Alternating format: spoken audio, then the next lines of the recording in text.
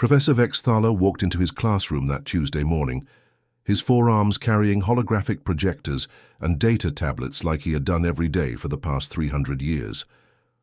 The old Zephyrian loved teaching, especially his favorite course about mythological creatures from across the galaxy. His classroom at the Grand University of Kepler Station was always packed with students from dozens of different worlds. The morning light filtered through the massive viewing windows, showing the beautiful nebula outside. Students were already settling into their specially designed seats.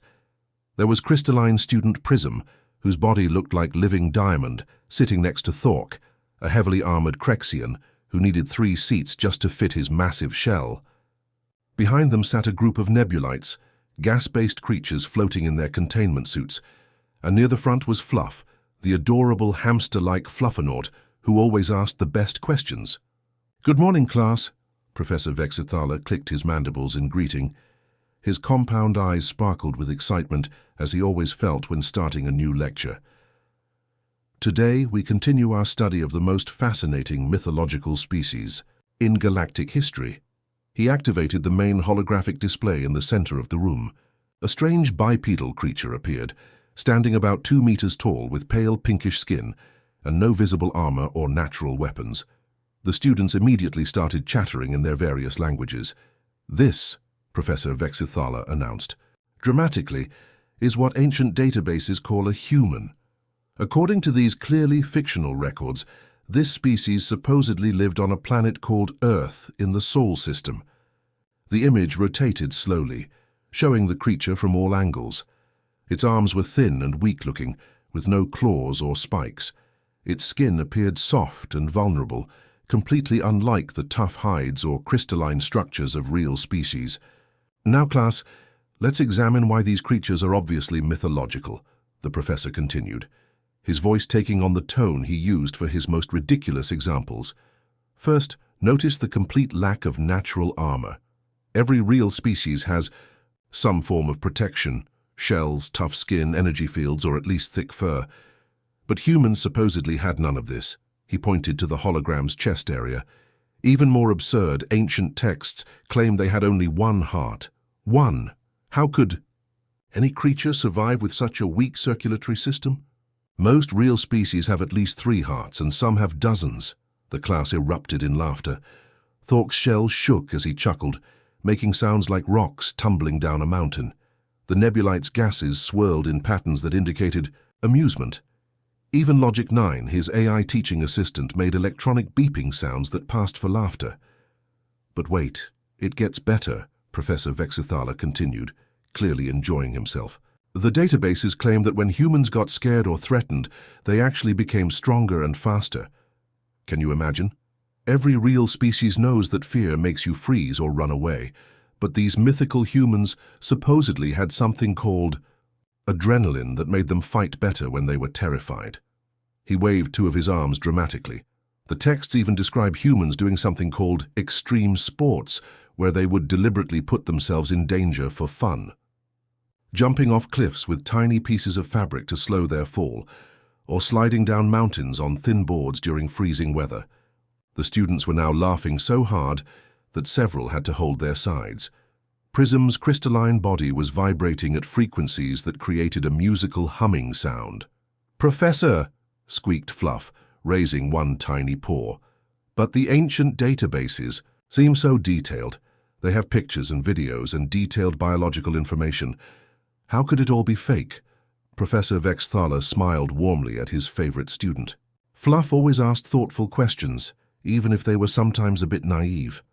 "My dear Fluff, those databases are clearly works of creative fiction. Think about it logically. The texts describe humans eating poison for pleasure. They called it spicy food. They supposedly kept dangerous predators in their homes as pets and treated them like family members." He activated another hologram showing what the databases claimed was a human dwelling. "Look at this. They supposedly lived in structures with no defensive capabilities, no energy shields, no weapon systems, no armored walls, just thin barriers, made of wood and metal." Logic 9's electronic voice chimed in. Professor, I should note that the databases also contain references to something called Florida Man, which appears to be a subspecies of human that engaged in particularly impossible behaviors. Exactly, Professor Vexithala clicked excitedly. According to these fictional accounts, Florida Man would wrestle with large reptilian predators, attempt to fight weather phenomena, and engage in activities that would be fatal to any real creature. Pure fantasy. The class was thoroughly entertained. This was why Professor Vexthala's mythology course was so popular across the university. He made even the most ridiculous fictional creatures seem almost believable with his detailed analysis. Now, the really absurd part, he continued, is that these humans supposedly lived on what they called a death world. The planet Earth was described as having extreme weather, dangerous animals, poisonous plants, and natural disasters happening regularly. Yet these weak, unarmored creatures not only survived, but supposedly thrived there. Thork raised one massive armored hand. Professor, what about the stories of humans in space? Didn't the databases claim they built spacecraft? Ah, yes, Professor. Vexthala nodded. According to the myths, humans eventually developed space travel using primitive chemical rockets. The texts describe them strapping themselves to controlled explosions and shooting into space. No real species would be crazy enough to travel that way. The room fell into comfortable discussion as students shared their thoughts about these obviously fictional creatures. Professor Vexithala loved moments like this, when his students were engaged and thinking critically about the material. That's when everything changed. The classroom doors burst open with a sound like thunder. The reinforced metal barriers, designed to withstand meteor impacts, cracked under the force. Every student immediately activated their defensive systems. Thork's armor sealed completely, Prism's body became razor-sharp, and the nebulites condensed into protective formations. 3 figures stumbled through the doorway, looking around with wide, curious eyes. They matched the holographic images perfectly, bipedal, soft-skinned, completely unarmored. The creatures Professor Vexithala had been describing as pure fiction were standing in his classroom, looking very real and very lost. The silence that followed was so complete, it seemed to absorb all sound in the room. You could have heard a pin drop in the vacuum of space. The female creature had long, dark hair and wore simple fabric coverings. She looked around the room, taking in the diverse collection of alien students, then focused on Professor Vexithala behind his teaching podium. Excuse me, she said in a pleasant voice.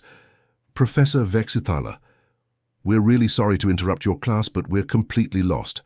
I'm Ha-Un, and we accidentally enrolled in your course through some kind of administrative mix-up. Professor Vexithala's compound eyes dilated to pinpricks. His 3 hearts, which had been beating in their normal synchronized rhythm for the past 2 centuries, suddenly began beating in patterns they hadn't used since his youth. His 4 arms trembled slightly as the implications of what he was seeing crashed over him like a tidal wave. Standing before him were 3 living, breathing examples of the species he had just spent an hour explaining were pure mythology. Either this was the most elaborate and expensive prank in the history of galactic education, or his entire academic career was about to become extremely complicated. The creature called Ha-Un was still talking. The campus map is written in 17 different languages, but none of them are Korean, and the registration system was really confusing. We think we might be in the wrong place. Professor Vexithala opened his mouth to speak, but no sound came out. In 300 years of teaching, he had never been this speechless. The silence in the classroom stretched on like a rubber band about to snap. Professor Vexithala felt his world tilting sideways as he stared at the 3 creatures standing in his doorway.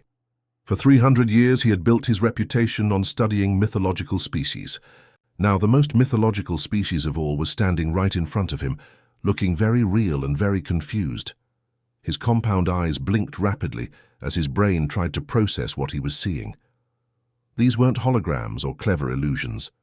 He could smell them, a strange, warm scent that was completely different from any species he knew. He could hear their breathing, see the way their chest rose and fell in a rhythm that matched the ancient descriptions perfectly. Please, he finally managed to say, his voice barely above a whisper, please come in. He gestured with two of his forearms toward the student seating area, though he immediately realized the seats weren't designed for these creatures' anatomy. The classroom furniture was built for species with shells, crystalline bodies, or gas forms, not these strange bipedal beings with their soft, flexible bodies. The three humans looked at each other, and Professor Vexithala watched in fascination as they seemed to communicate without words. The female Hayun simply shrugged her shoulders, a gesture the professor had read about but never seen, and began walking down the stepped aisle toward the front of the classroom. Every student in the room tracked her movement with wide eyes, or optical sensors. Her walk was unlike anything they had ever seen. She moved with a fluid grace that seemed almost impossible for a creature without a tail for balance or multiple legs for stability. Her feet made soft tapping sounds on the metal floor, and her long dark hair swayed with each step.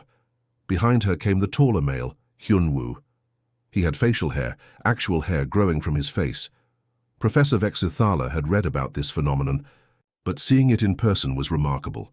The hair formed neat patterns around his mouth and jaw, and it moved slightly as he walked. How did they keep it clean? How did they eat with hair around their mouth? The third human, Minjun, was shorter than the other two, but moved with quick, darting movements. His eyes were constantly scanning the classroom, taking in every detail. Professor Vexithala noticed that his gaze lingered on the technology displays and the various alien students, but not with fear, with curiosity. "I'm Hakyun," the female announced as they tried to settle into seats that were clearly wrong for their body shape. The chairs were designed for creatures with hard shells or crystalline structures, not soft organic forms. She had to perch awkwardly on the edge, her legs dangling in a way that looked uncomfortable, but which she seemed to accept without complaint. "This is Hyunwoo," she continued, pointing to the tall male with facial hair. "And Minjun." The shorter male waved his hand in what Professor Vexithala recognized from his studies as a greeting gesture. "We're graduate students from Seoul National University," Haun continued. "We're supposed to be here on some kind of interspecies exchange program, but honestly, the paperwork was incredibly confusing. Half of it was in languages we'd never seen before, and the other half seemed to be written by someone who had never met a human before." The collective gasp that arose from the class was like a small explosion. Students made sounds of shock in 17 different languages. Thork's massive armored form shifted with a grinding sound like boulders moving. The Nebulite's gas forms swirled in patterns that indicated extreme agitation, but it was Fluff who had the most dramatic reaction. The small hamster-like Fluffernaut simply fell over sideways, his tiny body going completely limp. Professor Vexithala had seen Fluff excited before, but never enough to actually lose consciousness. "Seoul National University?" Professor Vexithala's voice cracked like ice breaking.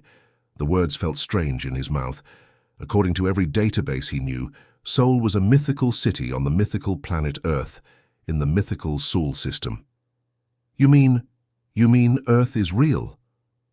Minjun laughed, and the sound was exactly like the audio recordings in the ancient databases, a rhythmic vocalization that somehow conveyed amusement. But to the alien students, it was terrifying. Several immediately activated their defensive postures. Crystalline bodies became sharp and angular, armored plates sealed shut, and energy fields hummed to life. "Last time I checked, yeah, Earth is pretty real," Minjun said with what Professor Vexithala was beginning to recognize as typical human casualness about impossible things. "Though after that interdimensional travel sickness, I'm starting to question everything. Hyunwoo threw up in what I'm pretty sure was a parallel universe." "That was completely your fault," Hyunwoo protested, pointing at his companion. "You're the one who insisted I eat that convenience store kimbap right before we left. You know how my stomach reacts to processed food before dimensional travel." Professor Vexthala found himself fascinated by this exchange. They were discussing interdimensional travel and parallel universes like they were talking about the weather. More importantly, they were discussing food that made them sick, which meant they actually ate solid matter, just like the databases claimed. Logic 9, his AI teaching assistant, suddenly came to life with a flurry of electronic activity.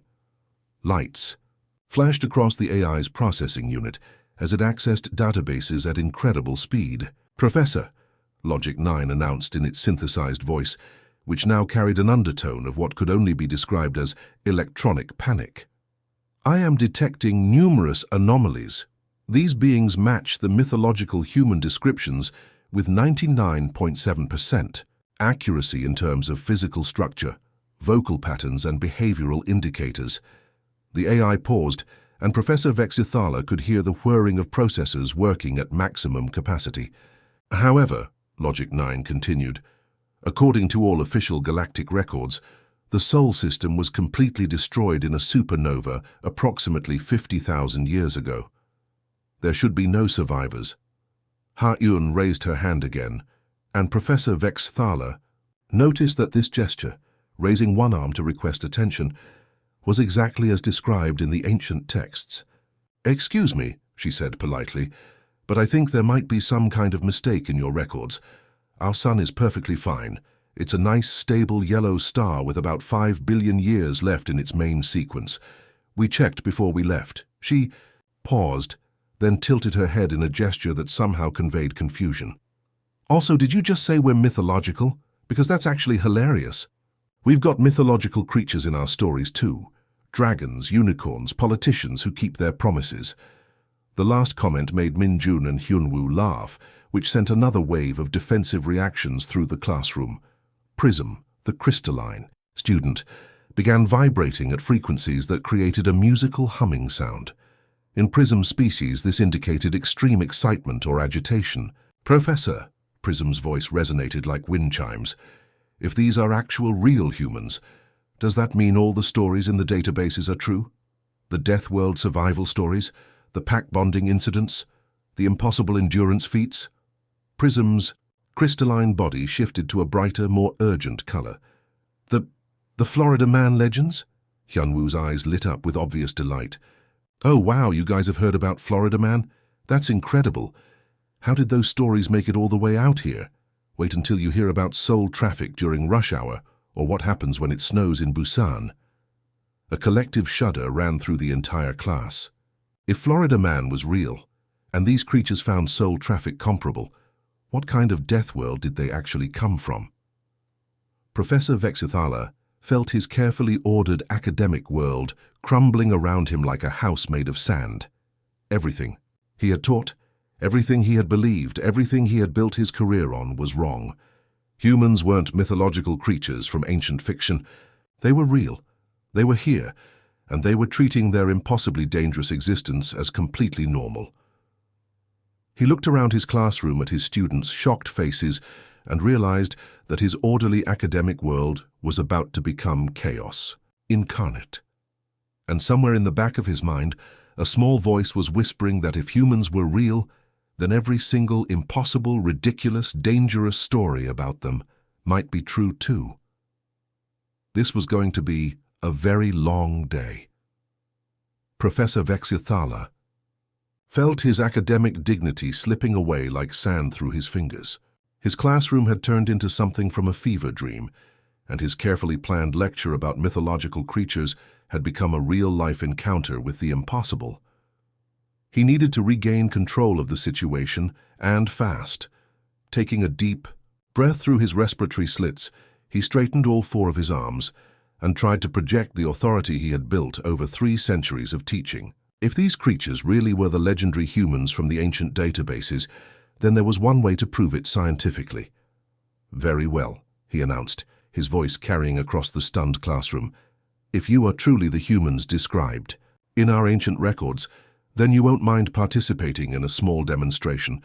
The 3 humans looked at each other with expressions that Professor Vexithala was beginning to recognize. It was the same look they had shared when they first entered the room. A silent communication that seemed to happen in milliseconds. "What kind of demonstration?" Ha-Un asked, though her tone suggested she already suspected what he had in mind. Professor Vexithala activated his teaching display again, bringing up biological data from the mythological databases. "So according to these clearly fictional accounts, your species possesses something called an adrenaline response that supposedly makes you stronger and faster when faced with danger. He gestured at the data with two arms, while the other two operated the classroom controls. The texts claim that when humans encounter stress or threats, their bodies release chemical compounds that increase heart rate, dilate pupils, redirect blood flow to major muscle groups, and enhance reaction times. Minjun raised his hand. Yeah, that's pretty accurate. It's basic human biology. Why? The casual way he confirmed what should have been impossible made Professor Vexithala's mandibles click nervously. Well, if this is true, then you won't mind demonstrating this response under controlled conditions.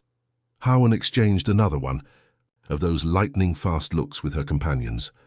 You want to see our fight-or-flight response here in a classroom full of students?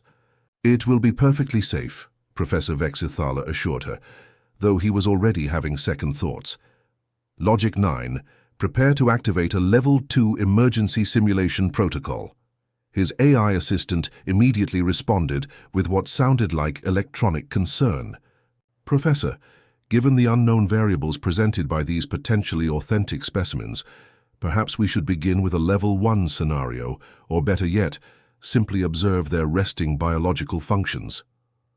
Nonsense, Professor Vexithala replied, his scientific curiosity overriding his caution. Level 2 will provide adequate stress stimuli without any real danger. It's the same simulation we use for standard emergency preparedness training.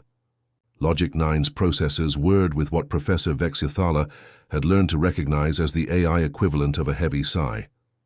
As you wish, Professor. Activating Level 2 emergency simulation in 3, 2, 1. The transformation of the classroom was immediate and dramatic. The lights dimmed to emergency settings, bathing everything in a red glow that made the room feel threatening and urgent. Alarm klaxons began blaring with a sound designed to trigger stress responses in most known species. Emergency strobes flashed from every corner of the room. Then the holograms activated. The classroom's advanced projection systems created incredibly realistic threats throughout the space. Simulated armed attackers materialized between the student desks. Environmental hazards appeared, sparking electrical panels, spreading fires, structural damage to the walls and ceiling. The air filled with the sound of explosions and the hiss of escaping atmosphere. For most species, this was exactly the kind of scenario that triggered their natural protective instincts. Students would typically huddle together in defensive formations, activate their natural armor or shields, and wait for rescue teams to arrive. The crystalline beings would form protective barriers, the armored species would seal their suits, and the gas-form creatures would disperse to minimize damage. What happened next would be talked about in xenobiology circles for decades. The change in the humans was instant and dramatic. Professor Vexithala watched in fascination as their pupils dilated exactly as the databases had described. Their breathing changed from the slow, relaxed pattern they had maintained during conversation to quick, efficient breaths that seemed to energize their entire bodies. Hyunwoo moved first. In one fluid motion, he vaulted over the awkward alien desk he had been sitting behind, his long legs clearing the furniture with ease. He landed in a crouch and immediately sprinted toward what the simulation had designated as the largest threat, a holographic armed figure near the back of the classroom. Minjun's reaction was equally swift but different. Instead of running toward danger, he grabbed the chair he had been struggling to sit in and hefted it like a weapon. The furniture, piece designed for much larger alien bodies, should have been too heavy for his seemingly delicate frame to handle easily.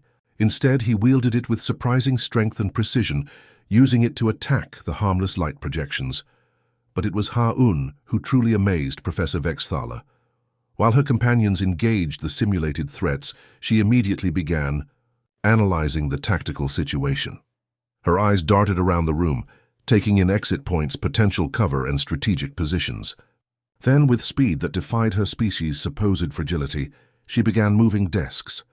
The alien furniture was heavy and awkward, designed for creatures much larger than humans. Yet Ha-Un grabbed desk after desk, dragging and pushing them into position to create an improvised barrier. Her movements were efficient and purposeful, and she did it all while shouting instructions to her companions. "Hyunwoo, watch your 6 o'clock. There's a simulated sniper position behind you," she called. "Out, using terminology that suggested military training. "Minjun, we need to secure that exit. Can anyone get eyes on potential ventilation access points?" Professor Vexithala realized he was witnessing something that challenged everything he understood about biology and behavior. The three humans had transformed from confused, lost students into what could only be described as a highly efficient survival unit. Their movements had become faster and more precise. They were processing multiple threats simultaneously, while maintaining perfect communication and coordination. Yanwu was engaging multiple simulated attackers with improvised combat techniques that looked surprisingly effective. Minjun had turned his chair into a surprisingly versatile tool, using it as both weapon and shield. Ha-Un had created a defensive position that actually made tactical sense given the room's layout. "Logic 9, Professor Vexithala whispered, afraid to speak. "Louder lest he disrupt this incredible display. Please tell me you are recording every moment of this." "Every nanosecond is being documented, Professor," Logic 9 replied, its electronic voice carrying notes of amazement that shouldn't have been possible for an AI. "The biological readings are extraordinary. Adrenaline levels have increased by over 400% from baseline measurements. Muscle efficiency indicators show a 60% improvement in strength and coordination. Heart rates have elevated to optimal performance ranges." The AI paused, processing data in real time. Most remarkably, their neural activity suggests they are simultaneously calculating multiple complex scenarios while maintaining perfect group coordination. They appear to be running tactical assessments, threat evaluations, and escape route planning all at the same time. Professor Vexithala watched in awe as the three humans continued to treat the simulation as if it were a real emergency.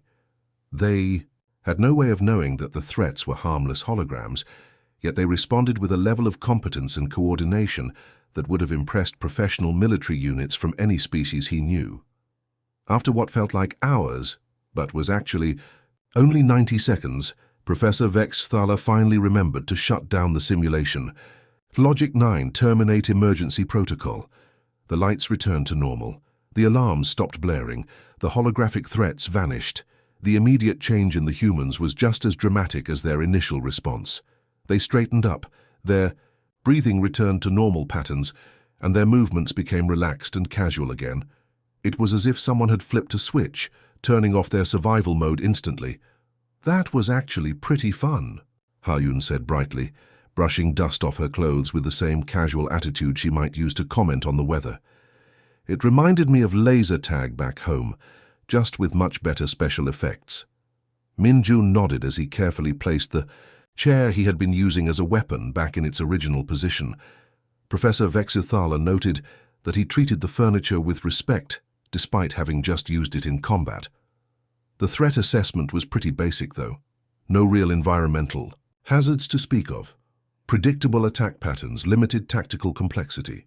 We did more challenging drills than this in high school emergency preparedness class. The classroom fell into absolute silence. Every alien student stared at the humans with expressions of shock, awe, and in some cases, terror. Poor Fluff, who had just recovered from his earlier fainting spell, promptly fell over sideways again. Professor Vexithala felt his understanding of the universe shift fundamentally.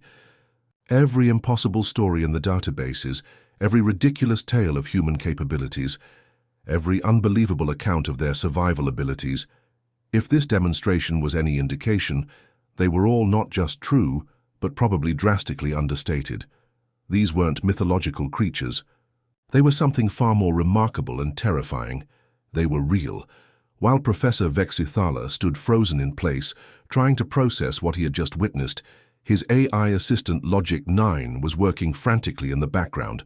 The artificial intelligence had been running continuous scans on the three humans since they entered the classroom, and what it was discovering made its quantum processors spin in ways that should have been physically impossible. Banks of data flowed through Logic 9's systems at incredible speeds. DNA analysis, temporal readings, dimensional signatures, biological markers.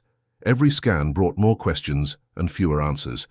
The AI's cooling systems worked overtime as It cross-referenced the results with every database in known space. Professor Vexithala was still staring at the humans, who had somehow managed to strike up casual conversations with his terrified students. Hayun was describing something called Korean barbecue to a group of crystalline beings who didn't even eat solid matter. Hyunwoo was demonstrating what he called chopsticks to the armored Krexians, who were fascinated by the simple eating tools. Minjun had somehow gotten into a discussion about music with the gas-form nebulites, who were swirling in patterns that indicated deep interest. It was all so normal, so friendly, so completely at odds with everything Professor Vexithala thought he knew about dangerous mythological creatures. That's when Logic 9 made its terrible discovery. "Professor," Logic 9 announced, and for the first time in the AI's existence, its electronic voice carried something that could only be described as panic. "We have a significant problem." Professor Vexithala turned away from watching Minjun teach alien students what appeared to be some kind of clapping game. More significant than the fact that my entire 300-year career has been based on teaching courses about fictional mythology that turns out to be documentary evidence. Considerably more significant than that, Professor. Logic 9's voice modulated to frequencies that made everyone in the room feel uncomfortable, even the humans. "I have been running continuous analysis on these specimens since their arrival. I have cross-referenced their DNA signatures with the Galactic Registry database, and the results are disturbing." The AI paused, and Professor Vexthala could hear the whirring of processors working at maximum capacity. According to all official galactic records, the Sol system, their alleged home system, was indeed completely destroyed in a supernova approximately 50,000 years ago. However, I am detecting temporal displacement markers embedded in their cellular structure. The implications hit Professor Vexthala like a meteor striking an unshielded planet. His compound eyes dilated, and his mandibles began clicking rapidly, a sign of extreme distress in his species. "Temporal displacement," he whispered.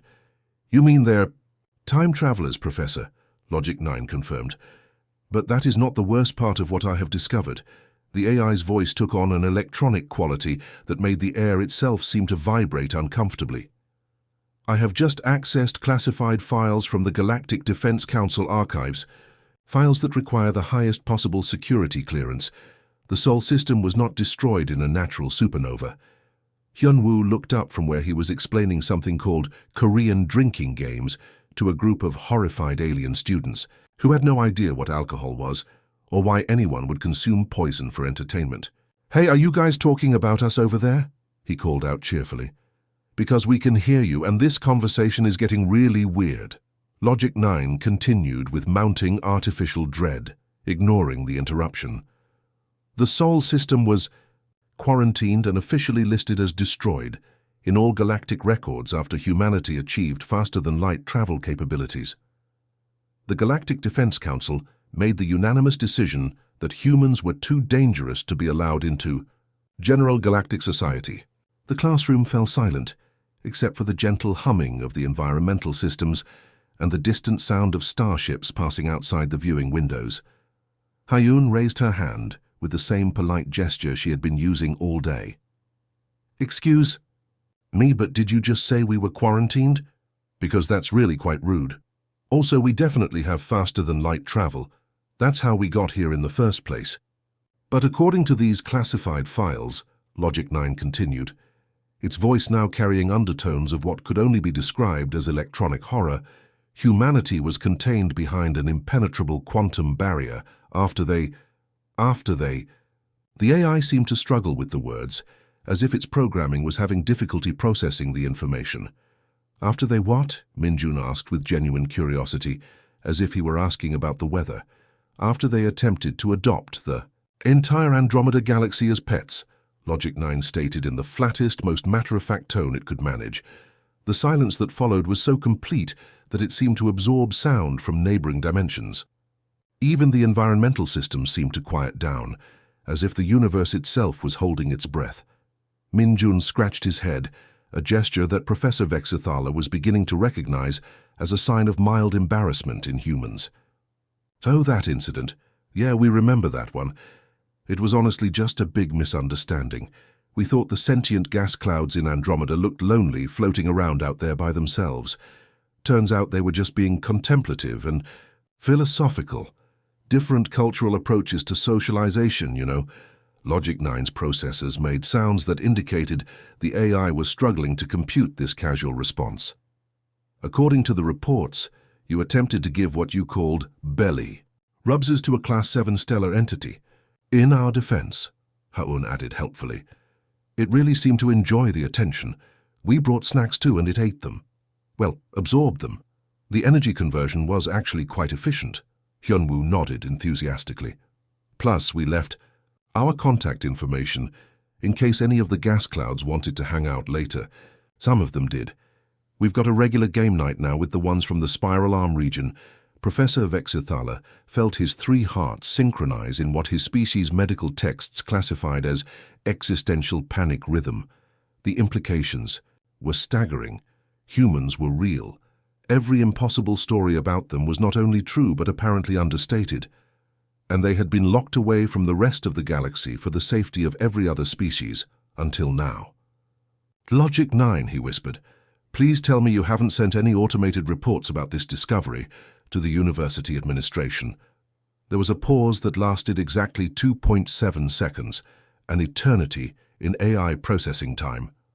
I am afraid, Professor, that automated security protocols require me to... Oh no. What? Professor Vexithala's voice cracked like ice under pressure. I have just received a priority emergency message from the Galactic Defense Council. They are demanding to know why there are temporal displacement signatures and confirmed human biosignatures emanating from Classroom 7B of the University of Kepler Station. Logic 9's voice took on a tone that suggested the AI was accessing real-time data feeds. Professor, I am detecting multiple faster-than-light signatures approaching our position, military-grade vessels, many of them, as if summoned by the AIs. Words every student in the classroom turned to look out the massive viewing windows that showed the space around the university station. Dark shapes were materializing against the star field, sleek, angular vessels that could only be military. Ships, lots of them, more ships than Professor Vexthala had ever seen in one place.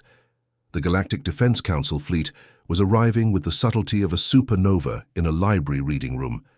Haun looked around the classroom, taking in the terrified expressions of the alien students, the panic radiating from Professor Vexthala, and the growing fleet of warships outside the windows.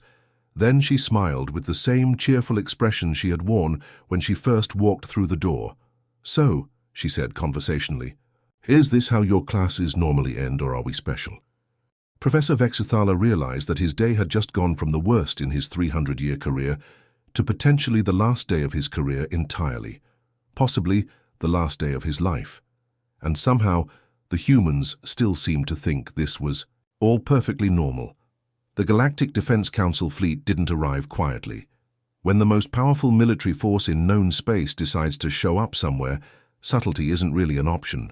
Massive warships materialized out of hyperspace, like angry metal mountains, their hulls bristling with enough firepower to crack planets.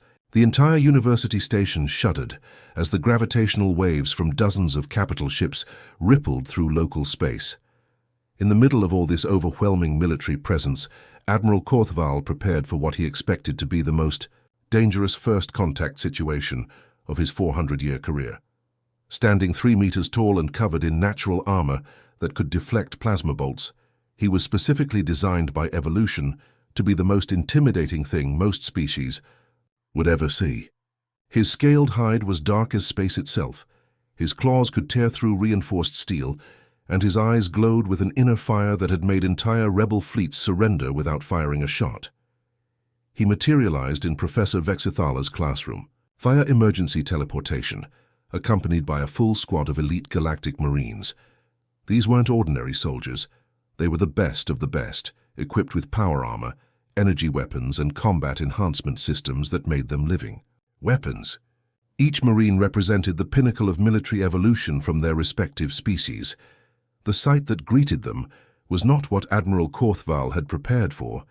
The 3 humans looked up from where they were sitting on the floor with a group, 5 alien students, apparently teaching them some kind of hand game that involved rhythmic clapping and finger positioning. Ha-Yun noticed the heavily armed military force first and waved cheerfully as if greeting neighbors over a backyard fence. "Hi." "There?" she called out with the same friendly tone she might use to welcome someone to a picnic. "Are you here for the class too? Fair warning, Professor Vexithala is having a pretty rough day. We accidentally proved that his entire academic specialty is real instead of mythological." Admiral Korthval's tactical analysis systems immediately began calculating threat assessments, running probability matrices, and scanning for hidden weapons or defensive capabilities. What came back made no sense at all. These creatures were showing zero fear response. In 4 centuries of military service, during which he had faced down space pirates, rebel armies, and cosmic horrors, Admiral Korthval had never encountered any species that didn't show at least some instinctive fear reaction to his presence. His combat systems kept running scans, looking for the trap, the hidden danger, the secret weapon that would explain why these soft-looking creatures weren't cowering in terror. The scanners found nothing. No energy shields, no concealed armor, no weapons of any kind.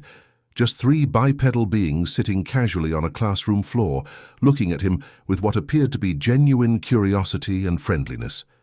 "Humans, Admiral." Korthval growled in his most intimidating voice, the one that had made warlords wet themselves. "By the authority of the Galactic Defense Council, you are under arrest for violation of cosmic quarantine protocols." The response was not what he expected. Min-Jun stood up, brushing dust off his clothes, and walked directly toward the most dangerous military commander in the galaxy. Instead of pleading for mercy or attempting to flee, he extended his hand in what Admiral Korthval's cultural database identified as a human greeting gesture. "Hey, nice to meet you, Admiral," Min-Jun said with a genuine smile. "I'm Min-Jun. Before we get into the whole arrest situation, could we maybe talk about this? Because I think there might be some kind of misunderstanding here." Admiral Korthval stared at the extended appendage. His tactical systems analyzed it for concealed weapons, poison delivery mechanisms, or hidden attack capabilities. They found nothing but soft organic tissue and what appeared to be a completely benign social gesture. Confused but not wanting to appear weak in front of his Marines, Admiral Korthval hesitantly extended one of his clawed hands. Min-Jun immediately grasped it and shook it with enthusiasm, as if he were greeting an old friend, rather than a being who had just threatened to arrest him. "Great," Min-Jun said brightly. "See? We're already making progress. Communication is the foundation of all good relationships." Within the span of 30 seconds, Admiral Korthval, terror of 3 galactic quadrants and nightmare of rebel forces everywhere, found himself inexplicably charmed by these supposedly dangerous creatures.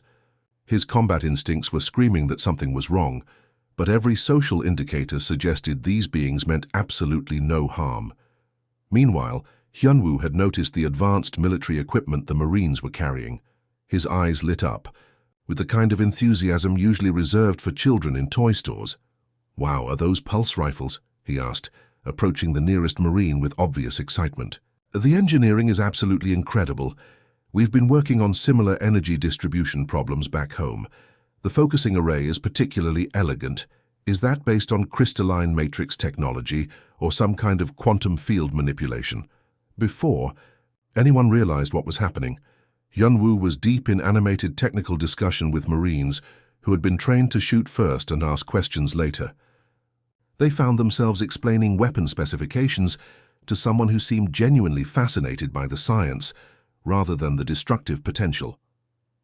Ha-Yun, not to be outdone, had somehow gotten Admiral Korthval's attention and was showing him pictures on a small electronic device. "For this is my cat back home," she explained, swiping through images. "His name is Mandu, and he's absolutely the laziest creature in the universe. He sleeps 20 hours a day and only wakes up to eat and judge people. Look at this one. He fell, asleep in his food bowl." Admiral Korthval found himself looking at images of a small furry creature and listening to Ha-Yun's commentary with growing fascination. His species didn't have pets. The concept of keeping another creature for companionship rather than utility was completely foreign to him. Yet something about Ha-Yun's obvious affection for this lazy cat was strangely compelling. Min-Jun had, somehow engaged a group of military officers in a discussion about government systems, explaining Korean democracy with the same enthusiasm most people reserved for their favorite sports teams. That's when Logic 9 made the discovery that changed everything. "Admiral," the AI announced with electronic precision, "I have completed a comprehensive analysis of the temporal displacement signatures. These humans are not from the quarantine timeline." Every conversation in the room stopped immediately.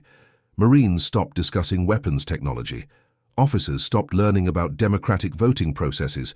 Admiral Korthval stopped looking at cat pictures. "Explain," the Admiral commanded. "The quantum barrier created to contain the original human timeline has resulted in a temporal paradox," Logic 9 continued. "Multiple timeline branches have formed. These particular humans appear to be from a parallel timeline where first contact with galactic civilization occurred through natural diplomatic channels, where humanity developed alongside other species as equals, and where the infamous adoption incident never occurred." Hyun looked confused. "Adoption incident? Are you talking about the Andromeda thing? That wasn't adoption. That was just really successful diplomacy. The gas clouds loved the attention, and we exchanged holiday greetings. Now they send the most beautiful nebula photos." Professor Vexithala, who had been watching this entire surreal scene unfold, finally found his voice.